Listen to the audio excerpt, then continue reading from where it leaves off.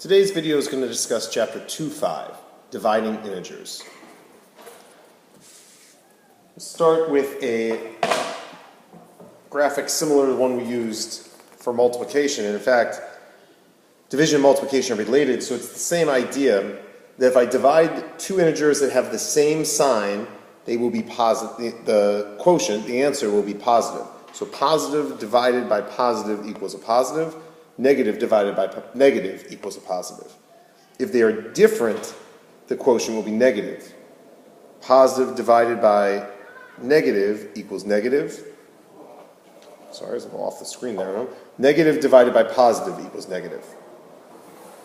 So let's practice this. 64 over negative 8. Keep in mind that as a fraction, this is a division problem.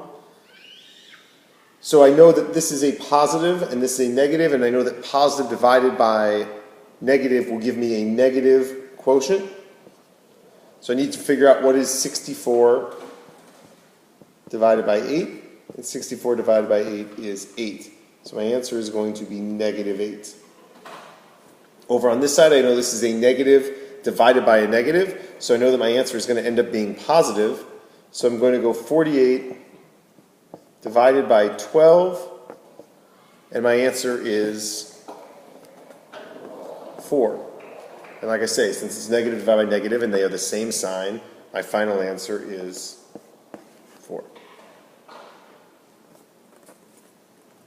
All right, now you try. Negative 35 divided by 7 and negative 56 over negative 8. Please pause the video at this time to practice this problem. So in this problem, you got negative divided by positive, so I know my answer is going to be negative. So I'm going 35 divided by 7, which gives me 5. Sorry, ugly 5. And since I know that my answer has to be negative, it's going to be negative 5. And then over here, I got negative divided by negative, so I know this is going to be a positive answer. I've got 56 divided by 8, which equals 7. And like I said, negative divided by negative is the same sign, so this would have to be a positive quotient. All right, now let's try this with algebra. 4b divided by a would be the first problem. Remember that a is going to equal negative 2 and b is going to be negative 5. So I got 4b. So this is going to be 4 times negative 5 divided by negative 2. Now remember, order of operation tells us that multiplication and division are on the same step, and so we move from left to right. So I have a multiplication problem here and then a division problem. So I'm going to go 4 times negative 5, which is negative 20, divided by negative 2. And then I know this is negative divided by negative, so my answer is going to end up being positive. So I go 20 divided by 2, which is 10. And like I said, this has to be a positive quotient, so I got 10 as my final answer. Coming over to this side, negative 10a over 2b. So I'm going to go negative 10 times negative 2. And this is going to be divided by 2 over negative 5. Negative 10 times negative 2, negative times negative will give me a positive. So I got positive 20. 2 times negative 5, positive times negative will give me a negative. This is negative 10. Okay, positive, now I'm dividing here. Positive divided by negative, these are opposite signs, or different signs. So I will have a negative quotient. So 20 divided by 10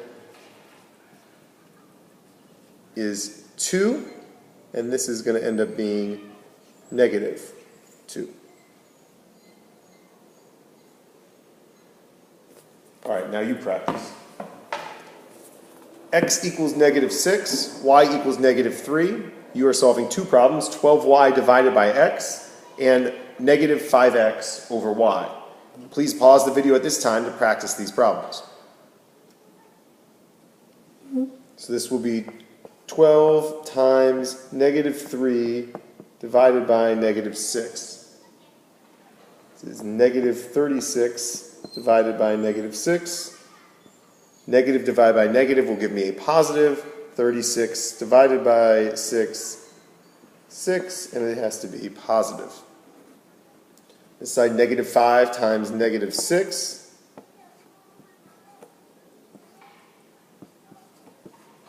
Over negative 3. Negative times negative is positive. So this is going to be positive 30 over negative 3. Positive divided by negative will give me a negative answer. 30 divided by 3 is negative 10. Sorry, 30 divided by 3 is 10, and my answer would have to be negative. All right, so now let's practice what would be a story problem, and this has to do with finding the mean. So if you remember mean, which is the same as average, you can write these down if you want. So this is Sunday through Saturday. This is temperatures, very similar to the polar vortex we experienced last year.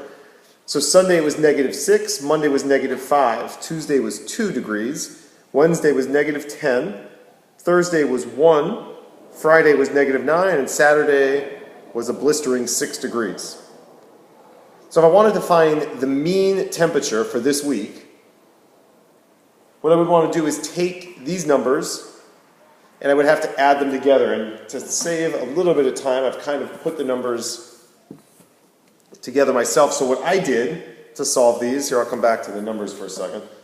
What I'm going to do is I'm going to take the negative numbers, I'm going to put them together, and then I'm going to move the positive numbers and put them together. So the properties that I'm using then are the commutative property, which allows me to move numbers, and the associative property, which allows me to group numbers. So coming back to this, sorry to keep jumping around on you, I put the negative numbers together, so I had to switch the order around a little bit, and then I grouped them using these parentheses, so that's the associative property, and then I had moved these numbers, which was part of that commutative property, and I'm grouping them with these parentheses, and that's the associative property. Okay, and so what I'm going to do is I end up solving the first parentheses, so I basically added these two together, and then I added these two together to get that number.